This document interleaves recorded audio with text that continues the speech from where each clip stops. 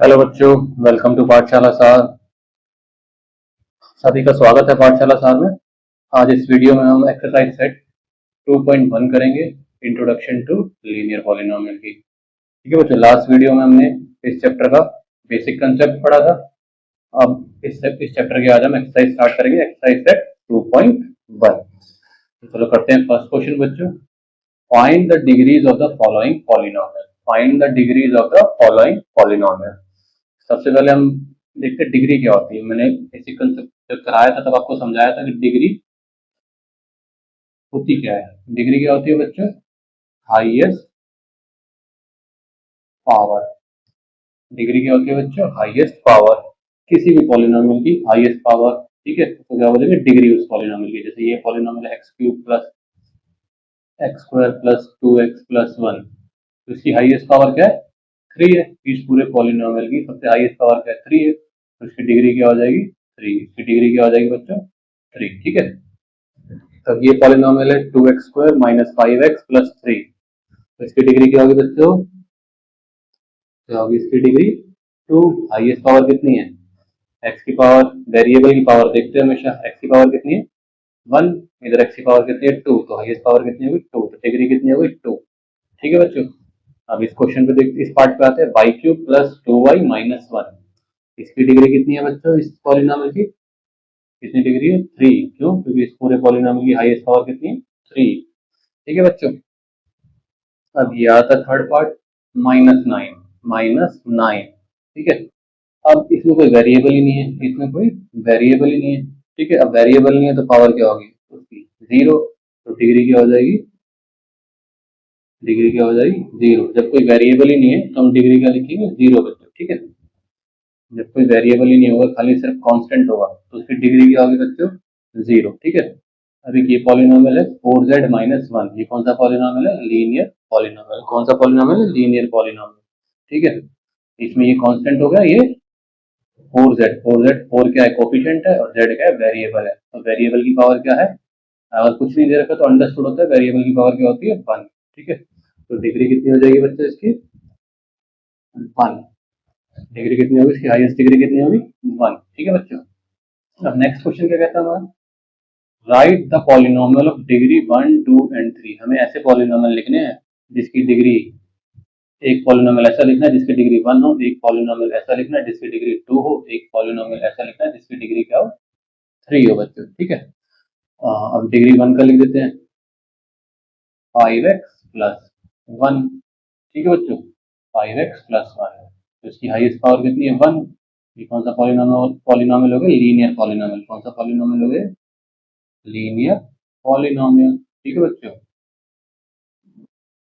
इसकी highest power 1 होती है, इसकी डिग्री 1 होती है, उसको बोलते हैं लीनियर पॉलिनोमियल। ठीक है, अब डिग्री 2। डिग्री 2 इसका बना लेते हैं हम 2x square minus 2x plus 5। ठीक है, 2x square minus 2x plus 5। ठीक है, अब इसमें हाईएस्ट पावर क्या है? वेरिएबल में इधर 1 है, इधर क्या है? 2 है, तो हाईएस्ट पावर क्या होगी? 2। तो डिग्री क्या होगी इसकी? 2। डिग्री 2 का पॉलिनोमियल बनना था, तो ये क्या बन गया? डिग्री का पॉलिनोमियल। ठीक है, तो इसको क्या बोलेंगे हम? Quadratic polynomial. क्या है ये? Quadratic polynomial. ठीक है बच्चों, नेक्स्ट क्या है? डिग्री 3 का हमें पॉलिनोमियल बनाना है।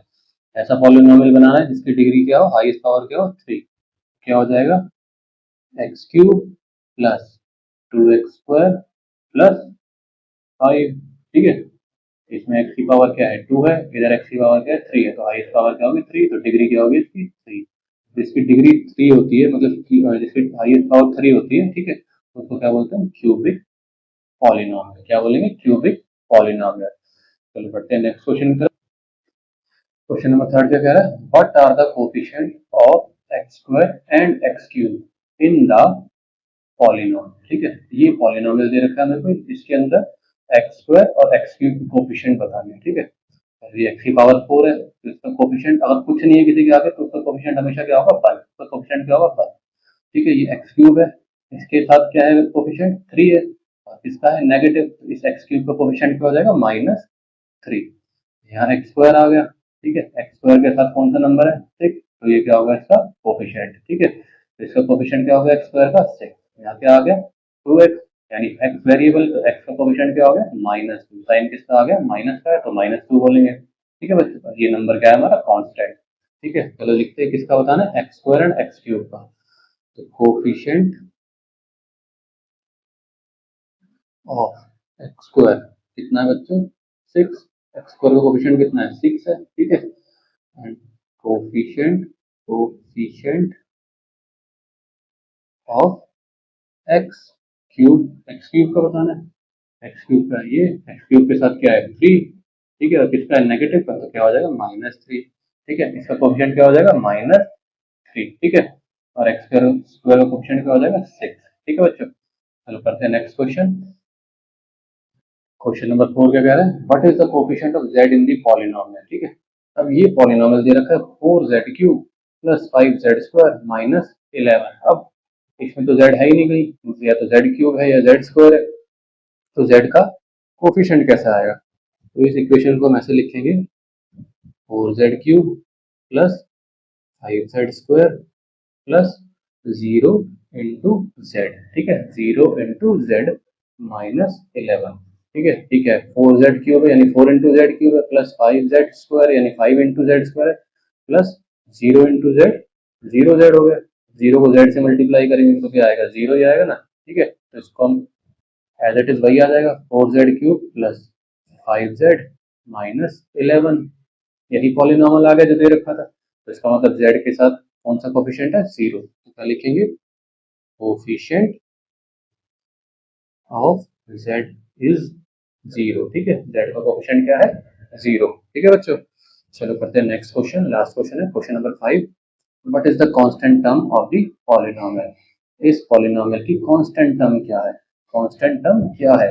अब ये एक्स क्यूब है, ये वेरिएबल है। अब वेरिएबल के साथ कोई नंबर लिखा होता तो उसको हम कांस्टेंट टर्म नहीं बोलते। ठीक है, उसको हम क्या बोलते हैं कोफिशिएंट। ठीक है, ये भी वेरिएबल है, इसके साथ कोई नंबर लिखा है तो ये कांस्टेंट टर्म है, ये भी क्या है कोफिशिएंट हो गया। इसके साथ कोई नंबर लिखा है वेरिएबल के साथ तो क्या है वो कोफिशिएंट। जो नंबर इंडिपेंडेंटली लिखा है, जो नंबर इंडिपेंडेंटली लिखा है वो क्या हो जाएगा हमारा कांस्टेंट। अभी इसमें इंडिपेंडेंटली कौन सा नंबर लिखा है -10, तो कांस्टेंट क्या हो गया हमारा, कांस्टेंट क्या हो गया बच्चों हमारा -10।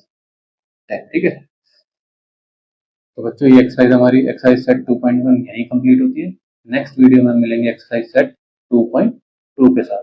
तब तक के लिए के सारे क्वेश्चन आप रिवाइज करिए। ठीक है, और अपने फ्रेंड्स के साथ प्लीज शेयर करिए, चैनल को सब्सक्राइब करिए ताकि जैसे ही नई वीडियो अपलोड हो तो आपके पास नोटिफिकेशन पहुंच जाए। और कोई क्वेश्चन समझ में नहीं आ रहा हो तो प्लीज कमेंट करिए। ठीक है बच्चों, तब तक के लिए नमस्कार, मिलते हैं नेक्स्ट वीडियो।